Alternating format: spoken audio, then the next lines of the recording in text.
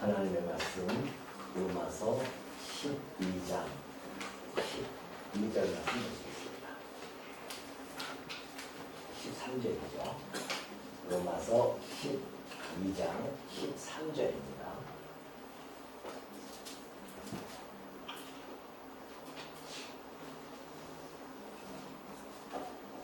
다 찾으시는 거 알고 공독해 드립니다. 성도들의 쓸 것을 공급하며 손 대접하기를 힘쓰라. 너희를 박해하는 자를 축복하라. 축복하고 저주하지 말라. 14절까지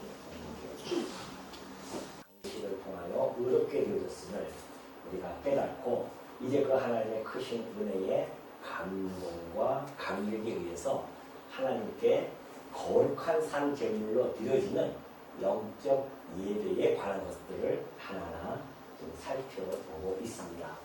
그 중에 오늘 이제 실제적으로 영적 예배는 무엇인가? 그것이 이제 바울이 계속해서 진술해 가듯이 하나님의 뜻을 정말 분별하는 것, 이 세대를 본받지 아니하고 하나님의 뜻을 분별하는 것, 이것이 하나님의 영적, 하나님께 드리는 영적 예배임을 설명해주고 있죠.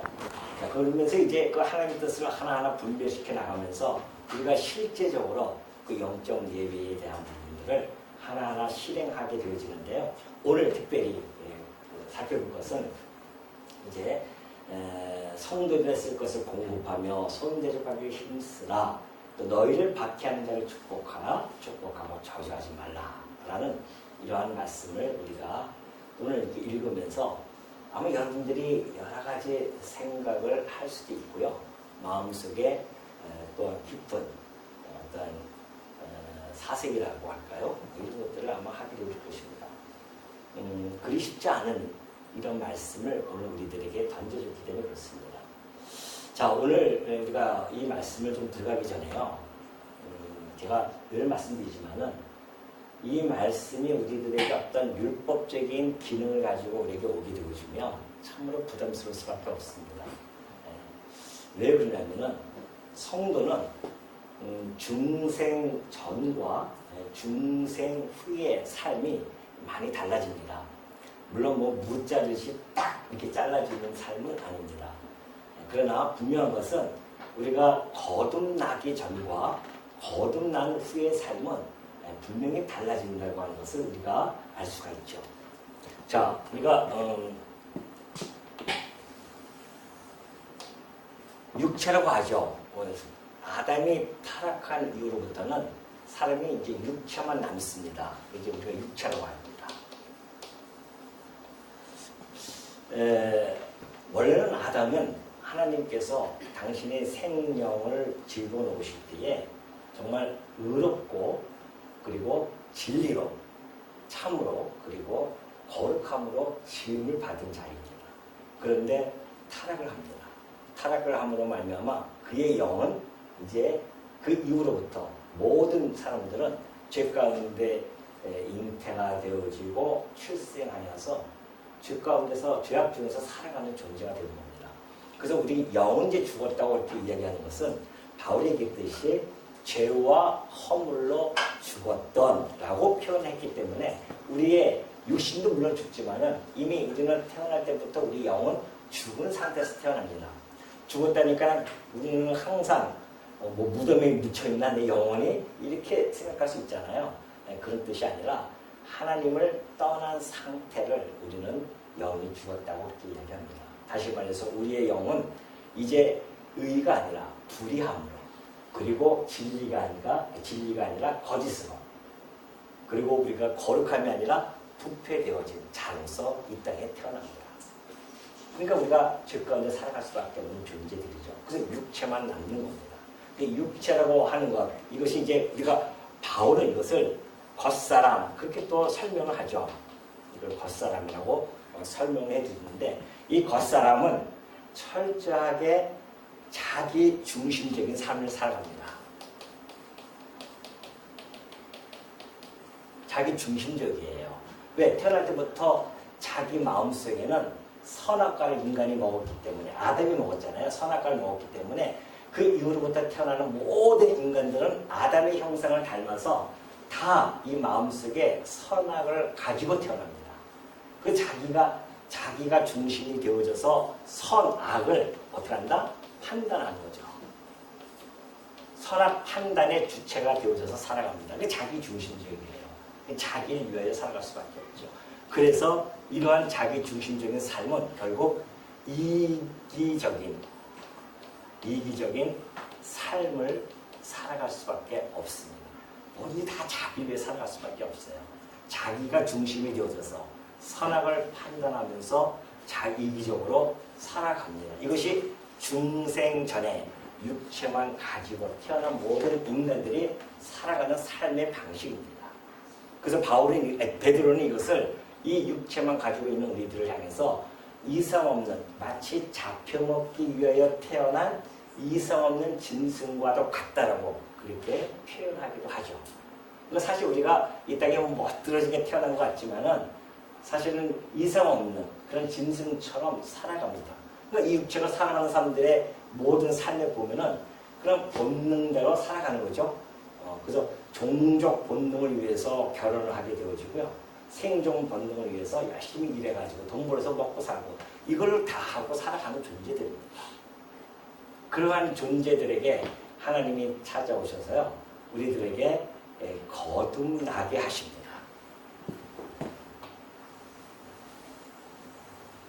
이 거듭나게 되어진 자들을 이제 우리는 중생, 예수님께서 말씀해 주셨듯이 거듭난 자 그렇게 이야기하죠. 그걸 신학적인 용어로는 중생이라고 합니다. 다시 우리가 거듭났다는 것이죠.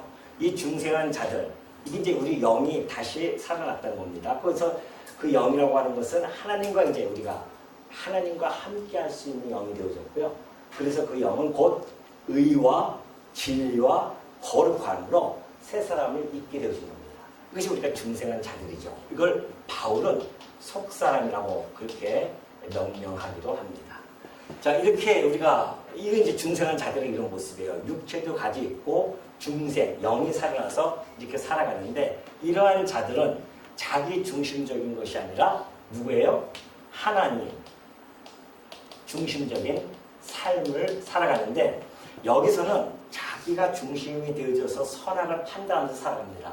그러나 중생한 자는 하나님의 선악을 어떻게 한다? 분별하는 겁니다. 달라져요. 중생하지 아니한 자들은 자기가 중심이 되어져서 자기 좋은 대로 자기 싫은 대로 판단하면서 살아가잖아요.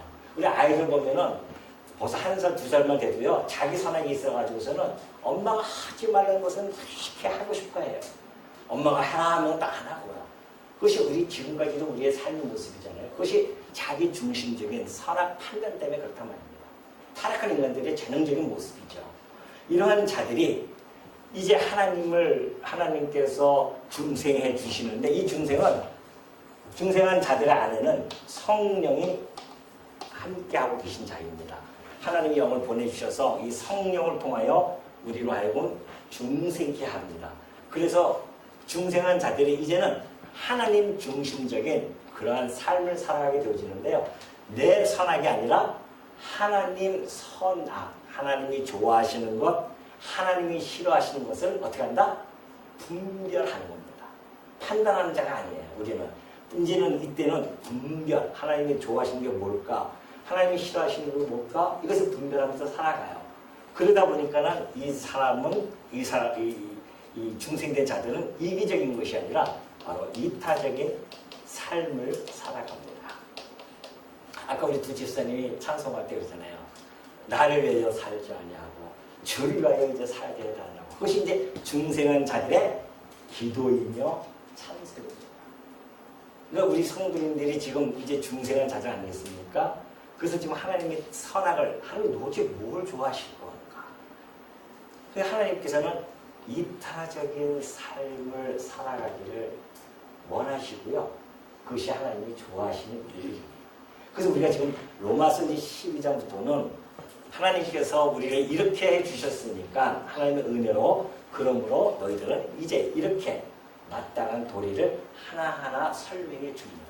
하나님의 자녀답게 살아가는 방법, 하나님의 자녀는 어떻게 살아가는 것인가, 이것을 로마서 12장부터 하나하나 우리들에게 지금 주지시켜주고 있는 중이에요. 우리는 그걸 지금 하나님의 뜻을 어떻게 해요? 분별하는 겁니다. 아, 이것은 하나님이 싫어하시는 거구나. 아, 이것은 지금 하나님이 좋아하시는 거구나. 그래서 우리가 지난주에 살펴봤듯이, 아, 부지런하여 게으르지 말고 열심히 품고 주를 섬기는 것, 이것이 하나님이 좋아하시는 거구나. 이걸 우리가 지금 깨닫고 있지 않습니까? 또 소망 중에 즐거워하며 환난 중에 참으며 기도에 항상 힘쓰는 것, 이거 역시 하나님이 좋아하시는 거구나.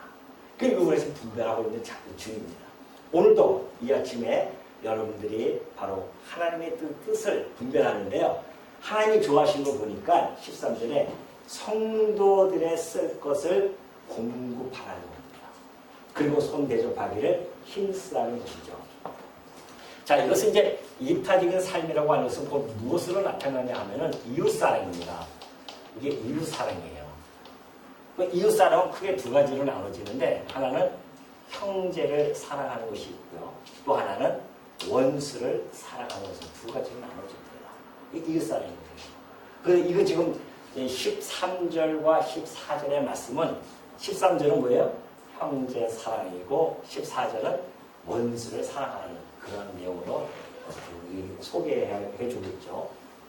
자, 그렇다고 하면 성도들의 필요한 것을 너희들이 참여하고, 또한 그 나그네들이 있는데요. 그 나그네들을 환대하고 하는 그러한 이 말씀. 이것은 물론 시대성을 좀 우리가 알아야 됩니다. 그때 당시에는 이 복음이 막 확산되어질 때에 놀라운 소식 아니겠습니까? 신분과 혈통과 이 모든 것을 초월해서 그리스도 안에 있는 자들에게는 모두가 다 하나님의 자녀라고 하는, 하나라고 하는 이러한 개념이 그때 확산되기 시작합니다. 그러니까 하층민들이 있었잖아요. 그때 당시에 종이라든가 노예, 하층민들, 이런 자들이 이 복된 소식을 듣고 소망이 생긴 겁니다. 이 땅에서는 절망 가운데 살아갈 수밖에 없었는데 복된 소식이 들려온 거예요. 야, 내가 그리스도 안에 있으면 종이나 주인이나 자유자나 노예나 다 뭐예요? 하나구나. 이걸 깨달았어요. 그러니까 막 그냥 하층민들이 들어오기 시작합니다. 그러다 보니까는 여러 가지 어려움을 겪죠. 그 하층민이다 보니까는 먹고 사는 데 있어서 많은 문제점이 있을 수 있죠. 지금처럼 이렇게 풍요로운 시대가 아니지 않습니까? 그때 당시에는 그래서 어려운 시대였습니다. 그러니 성도들이 회당에 이제 예배당이죠. 이렇게 주일날 모입니다. 모이면은 때로는 남루한 옷을 입고 오시는 분들이 많이 있었습니다. 남루해주고 또 한 끼도 제대로 해결하지 못해서 이러한 양식이 없어가지고서는 굶고 오신 분들도 많이 있었어요. 그러니까 고린도 교회에 바울이 편지하면서 책망했던 내용이 끼리끼리 문화가 있어가지고서는 있는 사람은 있는 대로, 없는 사람은 없는 대로 모여가지고서 있는 사람들은 마음껏 자기네 가져온 거 갖다 맛있게 먹는데 없는 사람은 굶고 있는 거예요. 그걸 바울이 알고서는 이것이 그리스도의 사랑이 아님을 그렇게 그들에게 책망했듯이 오늘 역시 이러한 그런 상황이 교회마다 있었고요. 또 있을 수도 있습니다. 그죠? 이것이 이제 세속주의가 침투해 오면은 교회가 그 세속에 따라서 그렇게 차별을 하는 거거든요. 세속주의의 특성 하나가 차별주의 아닙니까? 서로 차별하는 거라고 합니다. 나는 너와 달라. 우리 부르와 너희 부르는 다르라고 하는 이것이 차별이거든요. 이 차별을 철폐하는 것이 복음이란 말입니다. 그러니 그 복음 안에 들어와 있지만은 그때 당시에 이제 막 교회가 세워지고 하다 보니까 여전히 세속주의가 들어올 수밖에 없었습니다. 그래서 교회가 어려움을 겪은 겁니다. 야고보서는 그것을 알고 있었기 때문에 세속주의를 배격하라는 그 말씀을 야고보서를 통하여서 설명해 주면서 이렇게 이야기해 준 겁니다. 자, 야고보서 2장 15절에 보면 그래요. 만일 형제나 자매가 헐벗고 이러할 양식이 없는 일, 그래요. 형제로 우리가 지금 칭하고 있지 않습니까? 근데 오셨는데 헐벗고 이러한 양식이 없었어요. 그때 당시에는. 그래서 그러면 너희 중에 누구든지 그에게 이르되 평안히 가라. 덥게 하라. 배부르게 하라. 말은 잘하죠. 아유 배가 고프구나. 맛있게 좀 드시고 배 좀 부르시죠. 춥다고 하니까는 아이고 따뜻하게 좀 사셔야 됩니다. 이런 이야기들은 잘해요. 근데 그 몸에 쓸 것은 주지 아니한다 말입니다. 말로만 하는 거죠. 그러면 도대체 무슨 유익이 있겠냐는 겁니다. 야고보 사도는 이걸 통렬하게 비판합니다. 책망해요. 이와 같이 행함이 없는 믿음은 그 자체가 죽은 것이라고 이야기합니다. 맞습니다. 우리는 믿음으로 의롭게 되어진 것은 틀림없는 사실입니다. 그러나 그 믿음이 곧 내가 하나님이 주신 그 의롭다고 칭함을 받는 그 믿음이 참 거짓이 아닌 참으로 인정이 되어진다고 하는 것은 나의 행위를 통해서 믿음이 입증이 되어지는 겁니다. 그래서 우리는 믿음의 행위라고 해요. 믿음과 행위가 따로 있는 것이 아니라 믿음에 속해 있는 행위입니다. 그러니까 우리의 모든 행위는 믿음에 속해 있어야 됩니다. 그러니까 이 행위를 통해서 믿음이 입증이 되어진 것이고요. 그리고 이 믿음은 우리가 행위를 통해서 행위가 나타나는 것이고, 그러니까 이러한 믿음의 행위가 단절되어지면은 이 믿음이 죽은 믿음이라는 것입니다. 우리가 깊이 사색해야 할 필요성이 있는 거죠. 이 믿는 것이 나는 믿었어, 이제 구원받았어, 그걸로 끝나는 것이 아니라 그래, 너 믿음으로 하나님 자녀가 되어졌어. 그러면 하나님의 자녀의 됨을 어떻게 하라?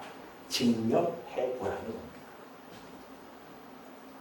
그럼 많은 사람들은 그 뒤에 부분은 잘 생각을 안 하죠. 믿음만 열심히 이야기를 합니다. 그러나 우리는 믿음의 행위가 항상 따라가야 됩니다.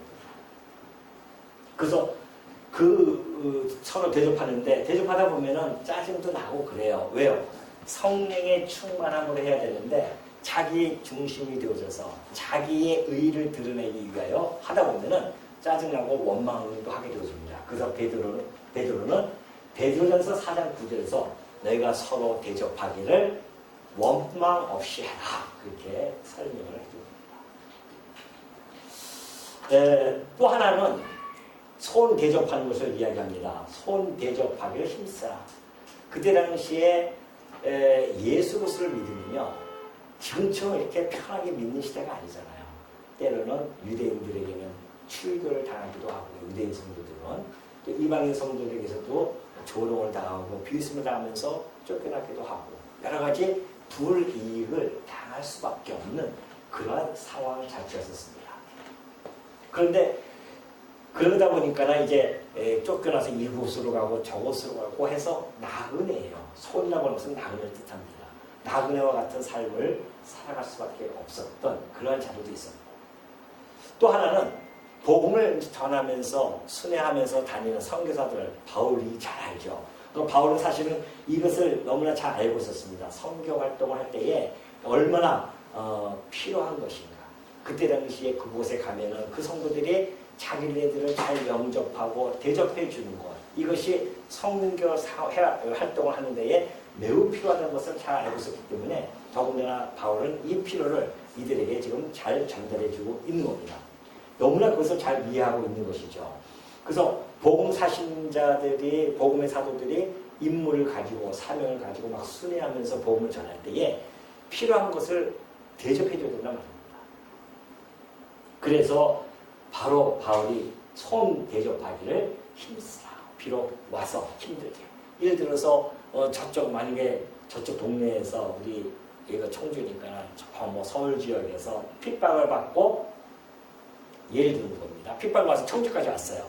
그래서 주일날 교회를 보니까 얼마나 반갑겠습니까?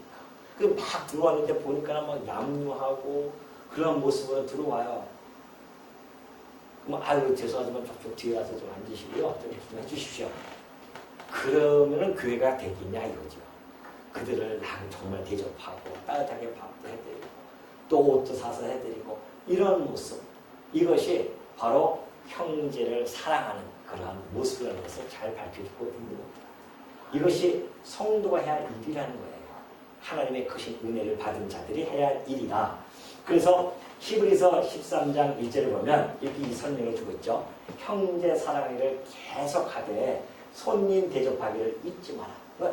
곳곳 서신서 곳곳에 바울뿐만 아니라 베드로도 그렇고 또 이 히브리서 기자도 그래요. 그래서 형제 사랑을 계속하는데 손님 대접하기를 잊지 말라는 겁니다. 이로써 부지 중에 천사들 대접한 자들이 있었잖아요. 얼마나 선한 일을 했으면 그가 그냥 아브라함과 롯을 이야기합니다. 아브라함이 그 나그네가 온 곳을 얼마나 극진하게 대접을 했습니다. 근데 알고 보니까 천사들이었어요. 그에게 그는 그 아들에 대한 약속을 언약을 받습니다.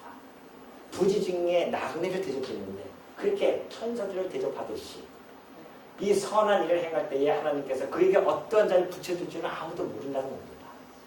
그러니까 우리가 이 나그네 손 대접하기를 성도들이 해야 하는 것은 뭐 꼭 천사들을 만날까 이렇게 기대하고 만나는 건 하는 건 아니지만은 우리가 하나님께 받은 은혜가 너무 크기 때문에 우리가 그대로 해 나가는 것을 잘 보여주고 있는 것입니다. 자, 그러면서 우리가 이제 이 성도를 공급하고 나그네를 손 대접하는 것은 우리가 좀 깊게 접근할 필요가 있는데 이것은 그리스도의 사랑과 그리스도의 그 관계 속에서 우리가 접근해야 될 필요성이 있다는 것이죠. 다시 말해서, 자, 바울은 늘 우리 몸을 가지고서는 그리스도를 설명합니다. 예수 그리스도는 우리의 머리가 되시고요. 교회는 우리의 몸입니다. 그의 몸입니다. 그러니까 성도가 A가 있고 B가 있고 성도가 다 있지 않습니까? 뭐 성도가 다 있어요. 이러한 성도들이 있습니다. 그러면 이 성도가 주님을 섬기는 일에 동참되어지는 것. 그러니까 주님을 섬겨야, 우리가 지난 시간에 배운 겁니다. 주님을 섬기는데 어떻게 섬기겠냐 말이죠. 보이지도 않는 주님을, 보이지도 않는 하나님을 어떻게 사랑해 주느냐 말이죠. 그 사랑하는 방식은 보이는 형제를 사랑하고 보이는 형제에게 대접하고 섬기는 것. 이것이 뭐예요? 주를 섬기는 겁니다. 이 중요한 원리예요. 이걸 우리 주님이 오셔서 말씀하신 것이 바로 이 내용입니다. 마태복음 25장 35절을 넘어가면은 예수님이 그러잖아요. 내가 줄일 때에 너희가 먹을 것을 주었고 목마를 때에 마시게 하였고 나그네 되었을 때에 영접하였고 헐벗을 때에 옷을 입혔고 병들었을 때에 돌보았고 옥에 갇혔을 때 와서 보았느니라 그렇게 이야기해줘요. 그러니까 임금이 그들이 뭐라고 하냐면은 주여 우리가 언제 그렇게 주를 그렇게 했습니까? 주가 헐벗었을 때 우리가 언제 그렇게 옷을 입혔습니까? 주께서 병들었을 때 우리가 언제 돌봤습니까? 그렇게 이야기해요. 그때에 임금이 대답하여 이르시되 내가 진실로 너희에게 이르노니 너희가 여기 내 형제 중에 지극히 작은 자 하나에게 하는 것이 곧 내게 한 것이니라. 형제가 예수님이 우리의 마다들, 하나님의 마다들이십니다. 우리는 그의 주께서는 우리를 형제라 부르시기를 부끄러워하지 않고 우리를 형제라고 하십니다. 그러면 자 우리 주님께서 하신 말씀이에요. 지금 곧 형제에게 A라고 하는 형제가 B라고 하는 형제가 헐벗을 때에 또는 병들었을 때에 또는 옥에 갇혔을 때에 돌아보았다는 겁니다. 그때 예수님께서 칭찬해 주시는 거예요. 그래 수고했다. 충성 내게 했구나. 내가 언제 주를 이렇게 했습니까? 내 형제에게 하는 것이 곧 내게 하는 것이야. 아주 중요한 말씀이십니다. 이 땅에 우리가 살아가면서 주를 섬긴다고 하는 것, 우리 아까 찬송에서도 아까 얘기했듯이 나를 위함이 아니라 주를 위하여 살아간다고 하는데 그것이 도대체 어떤 구체적인 삶이냐 말이죠. 그것이 바로 형제를 사랑하는 것. 이것이 형제를 대접하고 하는 것. 그러니까 여러분들이 이러한 일을 하다 보면은 때로는 지칠 때도 있잖아요. 아이고 내가 이거 손해보는 거 아니야? 절대 그렇게 생각하지 마십시오. 히브리서 6장 10절에 가니까요. 이런 말씀이 있습니다. 하나님은 불의하지 아니하사 너희 행위와 그의 이름을 위하여 나타낸 사랑으로 이미 성도를 섬긴 것과 이제도 섬기고 있는 것을 어떻게 한다? 어떻게 해요? 잊어버리지 않았어요. 누가요?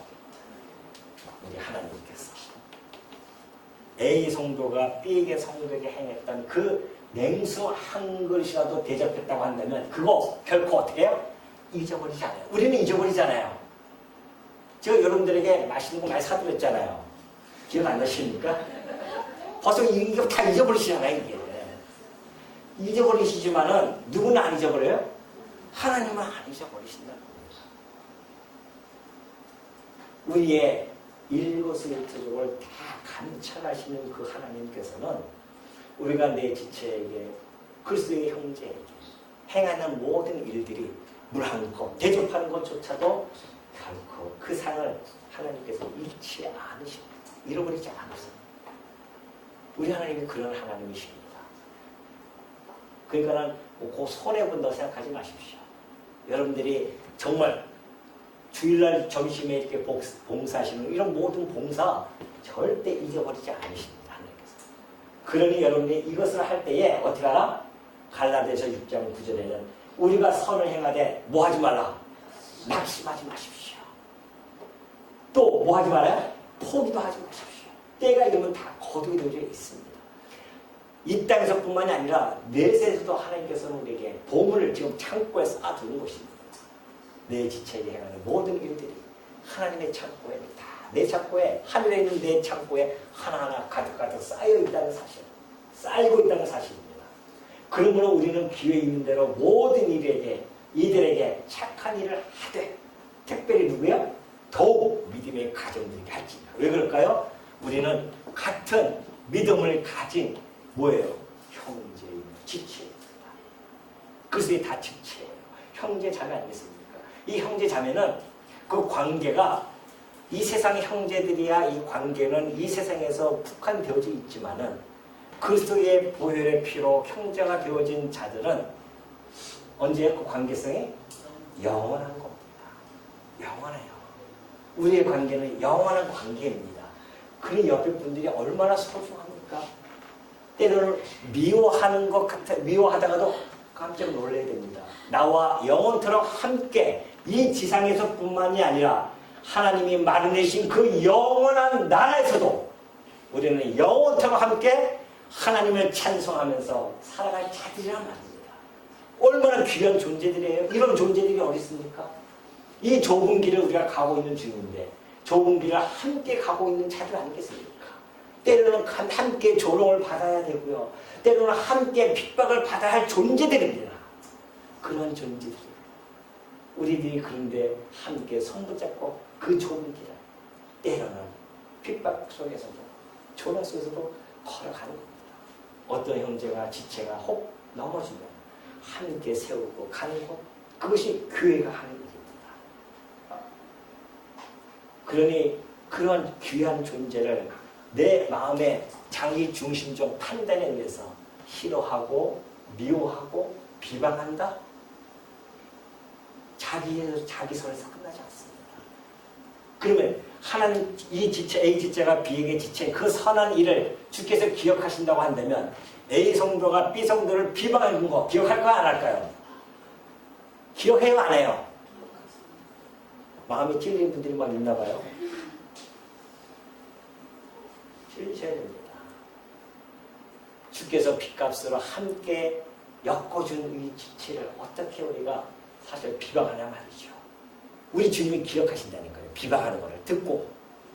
지금 옆에 안 계시니까 우리가 마음대로 그렇게 행동하지 옆에 계시면 여러분이 얼마나 또 그냥 저거 하시겠습니까? 막 충성되게 막 지체를 예수님이 보시면 아마 옆에 있는 형제에게 더 열심히 하겠죠? 안 보이시니까 안 하는 겁니다. 그러나 우리 주님은 다 보고 계시고 다 기억하고 계십니다. 믿음의 가정들에게 더욱 착한 일을 하시기 바랍니다.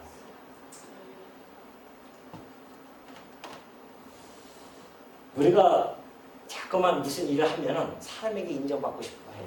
아니에요. 사람이 존재가 어떤 존재인데 뭐 인정받습니까? 하루아침에 손바닥 뒤집듯이 뒤집어질 수 있는 자들. 중생한 자라고 안 그렇습니까? 여러분 다 경험하지 않습니까? 오늘 막 그냥 간까지 빼줄 정도로 그렇게 하시더니만 하루아침에 확 배나가지고서는 욕하고 떠나시는 분들도 있고 얼마나 많이 있습니까? 그 사람에게 인정받으려고 하면 안 돼. 내가 이걸 이 사람에게 A 성도에게 베풀었어요. 이 B 성도가 내가 이렇게 했는데 안 해? 이렇게 하면 벌써 이것은 그리스도 안에서 한 것이 아니라 자기 안에서 이기적인 삶 속에서 자기 의를 드러내고자 한 겁니다. 그건 안 되죠. 우리는 누구에게 인정받는다? 사랑은 누구에게 베풀고 형제에게 베풀고 인정은 누구에게 받는다? 하나님에게 받는 겁니다. 그래야지 낙심하지 않죠. 사람에게 인정받으려니까 낙심하고 포기하는 거 아니겠습니까? 또 중요한 것은 바로 14절입니다. 더 이제 여러분의 마음속에 더 무거운 짐이 다가오기 시작하는데 이 권면만큼 정말 우리에게 우리 마음에 커다란 요구를 주는 그런 권면이 어디 있겠습니까? 너희를 박해하는 자를 축복하라, 축복하고 저주하지 말라는 겁니다. 물론 여기서 이 박해한다고 하는 것은 내가 나쁜 짓을 했기 때문에 박해받는 거하고는 다른 내용입니다.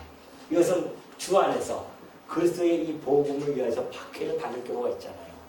그럴 때에 그들을 향해서 축복하고 또 저주하지 말라고 그렇게 이야기합니다. 어떻게 보면 우리가 이 박해의 부담성을 우리 마음속에 분기심이 막 촉발되지 않습니까? 그리고 보복까지도 우리는 생각할 수도 있습니다. 그러나 이 말씀을 가지고 우리가 보복적 행동을 혹 삼갈 수가 있어요. 그러나 우리 마음까지는 어떻게 하냐 말이죠. 저주하고 싶어 합니다. 근데 그 뭐까지도 하지 마라. 우리 마음속에 그 저주하지도 말라는 이런 말씀은 참으로 우리가 깊이 생각하지 않을 수가 없습니다. 여러분이 이 말씀을 읽을 때에 그냥 오늘은 5장 읽어야겠다 해서 열심히 읽죠. 5장을 읽고 나서 그 5장 읽음에 대한 성취감으로 기뻐할 수는 있습니다. 그러나 그 5장 안에 담겨져 있는 그 하나님의 말씀을 얼마나 깊이 염소와 소처럼 먹고서는 되새기고 또 되새기고 있느냐는 것이죠. 오늘 24절은 우리의 마음속에 깊이 간직하고 되새기고 또 되새겨야 할 이해합니다. 그런 말씀이죠. 너희를 박해하는 자를 축복하라는 겁니다. 우리가 그런 존재입니까? 어떻게? 안 그래요? 이 세상에서 가장 재미있는 드라마가 뭔지 아십니까? 뭘까요? 복수극입니다. 사랑극도 재밌지만은 복수극은 그 상위 개념이에요. 그걸 가지고 얼마나 그냥 기분이 좋아지고 복수만 하면은 통쾌함을 느끼고 있지 않습니까? 그러니까 제일 시청률 많이 올라온 거 보면은 복수들이 대부분이 그렇습니다. 언제 저 복수하나? 언제 저 복수하나? 그럼 주인공이 맨날 당하기만 해요. 그러다가 어느 날 갑자기 확 달라져가지고는 복수할 때에 막 그 쾌감을 느끼지 않습니까? 여러분들 보면서. 근데 그 쾌감을 지금 단절시키는 이 복수라고 하는 것은 타락한 인간들 그 본성을 얘기해요. 안 그래요? 그 본성입니다. 근데 그 본성에 역행하라는 겁니다. 이게 가능할까요?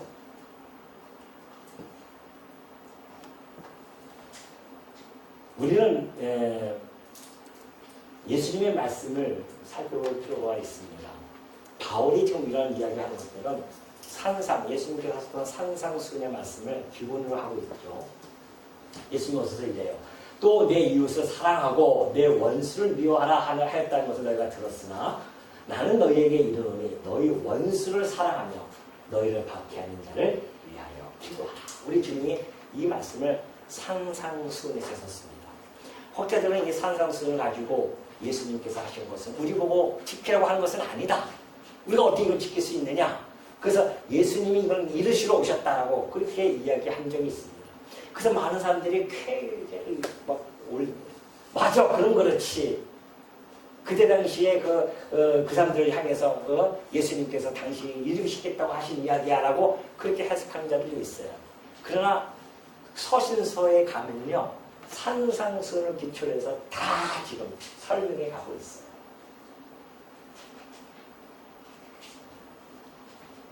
근데 이걸 우리가 어떻게 할 수 있냐 말이죠. 우리 지금도 여러분도 지금 안 그렇습니까? 박해하는 자는 고사하고 이들은 고사하고 옆에 있는 형제 지체가 한마디 나쁜 기분만 하면은 마음이 확 상하잖아요. 좀 기분 나쁜 말 하면은 기분이 확 상해가지고서는 어느 날 보면 교회 안 오기 시작해요. 왜? 기분 나쁘다는 거죠. 그런 존재인데 어떻게 이 말씀이 우리 신비에 새겨져서 이것을 가득히 하냐 말이죠. 그걸 우리가 깊이 생각을 해야 됩니다. 이 사건은 사실은 우리가 하나님으로부터 거슬러 올라가야 됩니다. 하나님과 우리는 어떤 관계인지 아십니까? 원수 되어졌다는 관계였었습니다. 로마서 5장 10절에 말씀입니다. 곧 우리가 원수 되었을 때 누구하고? 하나님과 원수가 되어졌을 때 그의 아들의 죽으심으로 말미암아 하나님과 화목하게 되었습니다. 하나님께서 우리는 하나님께 손을 내밀어서 화목을 청할 수 있는 자들이 아니에요. 하나님 앞에 갈 수 있는 존재들이 아니란 말입니다.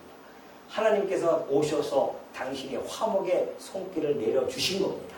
그분이 바로 예수 그리스도시고요. 그의 아들의 죽으심으로 원수 되어졌을 때에 우리에게 그 사랑을 확증시켜 준 겁니다. 당신의 사랑을.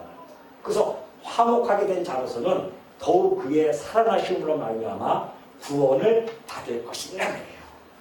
그러니까 하나님이 우리 원수를 먼저 우리를 사랑하셨단 말이에요. 그래서 내가 너희를 어떻게 해요? 사랑한 것 같이. 바로 그것이 전제입니다. 이 상태에서는 안 돼요. 육체로 있을 때는 안 된단 말입니다. 그런데 어떻게 해요? 중생이 되어졌어요. 중생이 되어졌다고 하는 것은 하나님이 보내신 성령을 통해서 중생이 되어졌어요. 중생이 되어진 자만이 곧 누구? 예수 그리스도를 믿을 수가 있는 겁니다. 그의 죽으심에 대한 것을 우리가 속죄주로서 믿는 거 아니겠습니까? 이게 하나님의 사랑을 우리가 확증받은 겁니다. 그러니까 중생한 자는 하나님의 사랑을 받은 자들이에요. 우리가 원수 되어졌지만 하나님과 중생 되어진 자는 하나님으로부터 사랑을 받은 자들이라는 겁니다. 그 하나님의 사랑을 받았으니 내가 너희를 이렇게 사랑했으니 너희도 사랑하라. 그거 아니겠어요?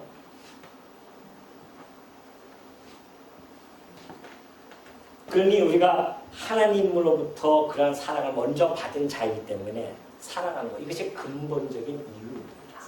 우리가 왜 사랑해야 됩니까? 내가 이 형제를 왜 사랑해야 됩니까? 내가 너희를 사랑했으니까. 너가 사랑을 받았지 않느냐. 그러니 너희가 서로 사랑하는 겁니다. 하나님의 사랑을 받지 못한 자는 형제를 사랑할 수가 없습니다. 난 지금 저 형제를 사랑하고 싶은 마음이 없는데요.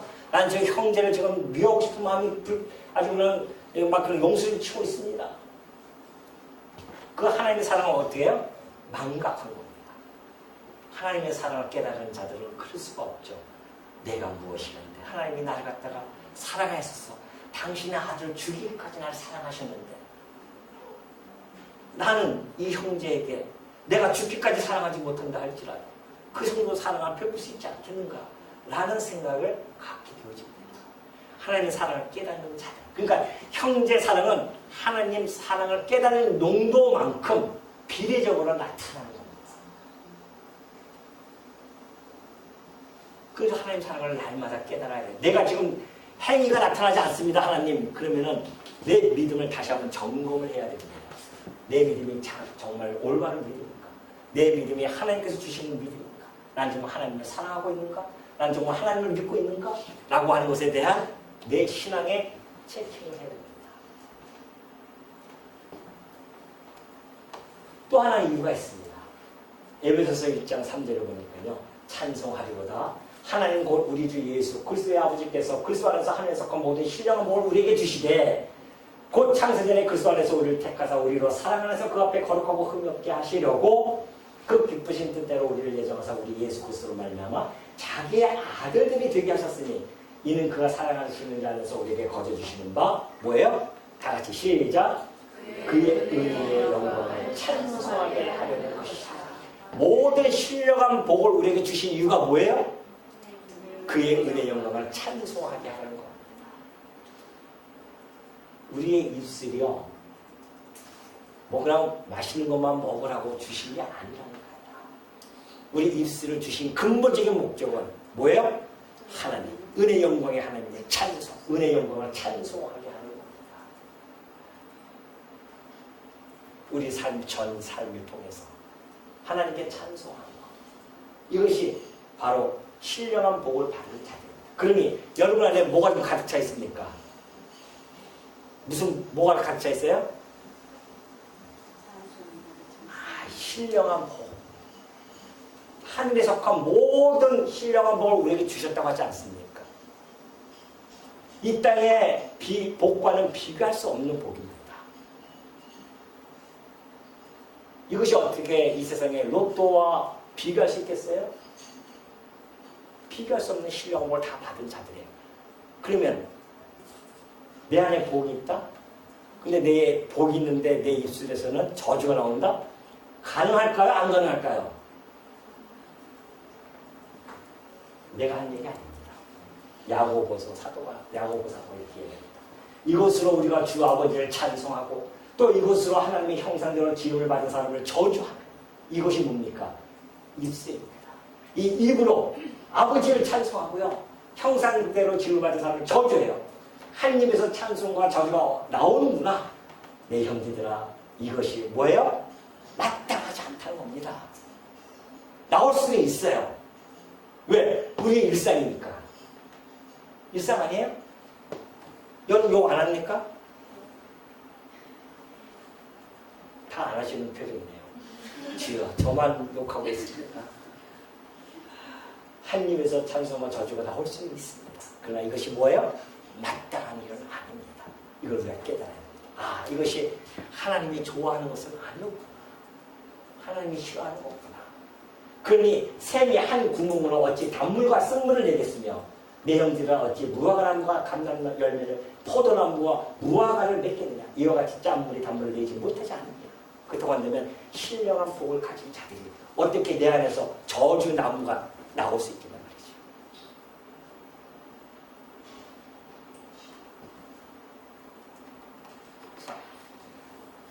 그래서 이것을 우리가 그러면 어떻게 가능하게 하는가? 이것이 바로 누구예요? 그래서 하나님께서 뭘 보내주셨어요? 성령을 보내주신 겁니다. 이 상태에서는 안 돼요. 성령을 보내주신 겁니다. 이걸 가능케 하기 위해서 성령으로 우리를 하여금 하나님 사랑을 깨닫게 하시고 성령으로 우리를 강권해서 끌고 가시는데요. 갈라디아서 5장 16절에 같이 나타냈죠. 내가 이르노니 너희는 성령을 따라 행하라. 그리하면 육체 욕심을 이루지 아니하리라. 분명하죠. 성령을 따라 행하면 육체 욕심을 이루지 아니한다. 육체에서 이건 성령을 거스리고 성령은 육체를 거스리나니 이 둘이 서로 대적함으로 너희가 원하는 것을 하지 못하게 하려 함이로다. 이것이 바로 우리의 성화의 과정입니다. 육체와 이 중생한 자들의 영적인 싸움이 끊임없이 지금 이루어지고 있어요. 오늘도 우리는 싸우고 있고요. 내일도 싸울 것입니다. 주께서 내 생명을 걷어나가시는 그날까지 우리를 영원롭게 할 때까지 우리는 이 성화의 과정을 듣고 있습니다. 둘이 서로 싸워요. 내 안에 있는 속사람과 내 밖에 있는 겉사람이 싸운단 말입니다.